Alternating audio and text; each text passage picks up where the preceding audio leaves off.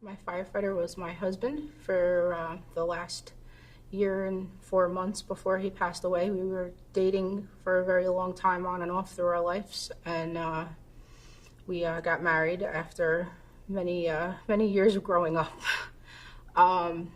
He was my best friend, my life. He was an EMT for over 30 years, and he was a member of the Mccann Hook and Ladder Company for 27 and a half years. He lived and breathed in that firehouse. Many dinners left empty spots because he was running out the door for something. But that's who he was. He was all fire, all job, all the time. He was a member of the Professional Car Society. He was the president of their chapter, huge into antique cars, and loved Christmas more than I think anybody I ever met. We had the biggest tree with the most intense lighting that took an entire day to light, and not an empty spot to be found. Year after year, I was always convinced we'd never have enough room for the new ornaments that we'd have to go and collect. But we did. That was just who he was. He loved life, his family, me, and I don't know, that's him. We'd listen for Christmas music the second it came on, and he'd watch Hallmark Channel's Christmas in July, and then from October through January, we'd watch the Hallmark Channel incessantly.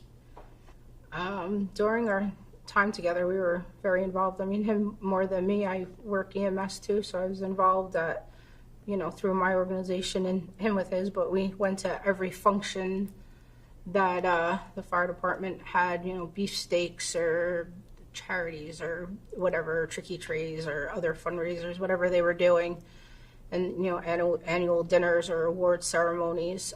He had just gotten his 25-year plaque the year before they do it, so it was a very special moment for him. I don't think he's been prouder yet, but when he got to receive that when he passed, the fire department was absolutely tremendous to me. They stuck by me the entire time. Now it's unfortunate, but it's not the same now. Now I don't know most of them, and if I see them on the street, everybody turns, and I just think that's because it's hard. They don't know what to say or how to act, and it's hard. I think what I'd want folks to remember most about my husband is that he just loved life.